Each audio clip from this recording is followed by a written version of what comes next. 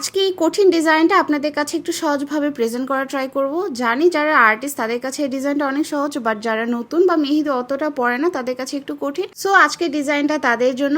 এই ডিজাইনটা স্টার্টিং এর ক্ষেত্রে যে কোনো একটা ফ্লাওয়ার সিলেক্ট করে নিতে হবে যে আপনি কোন ফ্লাওয়ার দিয়ে আঁকাতে চাচ্ছেন। দেন এখানে যেরকম আমরা লোটাসটা সিলেক্ট করেছি, সো লোটাসটাই আমরা আঁকাচ্ছি। আর বিভিন্ন ধরনের লোটাস আঁকানো হচ্ছে, যেমন লোটাসের কলি থেকে শুরু করে ফুটন্ত লোটাস, একটু মাঝারি সাইজের লোটাস, এইভাবে একের পর এক আঁকাচ্ছি। কোনো রকম তেমন গ্যাপ রাখবো না। আর একটা লোটাস আরেকটা লোটাসের সাথে একটু ডালপালা অ্যাড করে দেওয়া হচ্ছে, যেন দেখে মনে হয় যে একটা আরেকটার সাথে সংযোগ। যে কোনো ফ্লাওয়ারের শেডিং কিন্তু অনেক বেশি ইম্পর্টেন্ট, কারণ শেডিং এর উপরেই ফ্লাওয়ারটা কেমন লাগবে সেটা ডিপেন্ড করে। তাই অবশ্যই একটু মন দিয়ে শেডিংটা করবেন। এক একটা ফ্লাওয়ারের শেডিং কিন্তু এক একভাবে এক এক প্লেসে দেওয়া হয়েছে, তো ওটা অবশ্যই মাথায় রেখে শেডিংটা দিবেন। এরপর এখানে একটু বক্স সিস্টেম হবে, যার কারণে আগে হালকা একটা দাগ দেওয়া হয়েছে, যেন এই যে কর্নার জায়গাগুলো আমরা সিলেক্ট করতে পারি। আর সেই কর্নার জায়গাগুলোতে একটু বোল্ড লোটাস দিচ্ছি আমরা। যে কোনো ধরনের বোল্ড ফ্লাওয়ার গুলোতে খেয়াল রাখবেন একটা পাতা থেকে আরেকটা পাতা যেন বেশি দূরে না যায়। পাতাগুলো চেষ্টা করবেন যতটা সম্ভব ক্লোজ আঁকানোর, আবার লেগে যেন না যায়, কারণ লেগে গেলে তখন আবার ফিনিশিং খারাপ দেখাবে। এরপর দাগগুলো এরকম আঁকা বাঁকা করে লাইন আঁকাই দিব, আর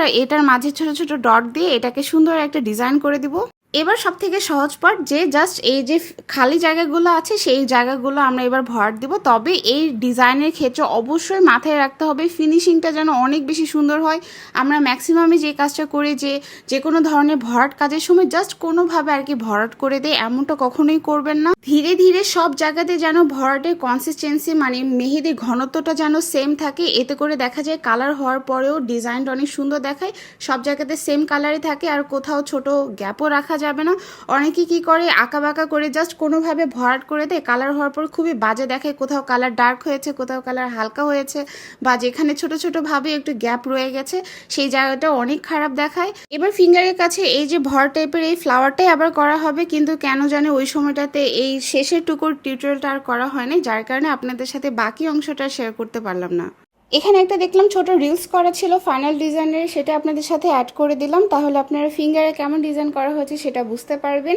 আর আপুটা মেহেদিটা অনেক বেশি সময় হাতে রেখেছিল, যার কারণে দেখেন কি সুন্দর ফ্রেশ ট্রেন আসছিল। যে যত বেশি সময় যাবত মেহেদিটা হাতে রাখবে বা পানিটা অ্যাভয়েড করে, তার ফ্রেশ ট্রেনটা তত বেশি ডার্ক কালার আসে।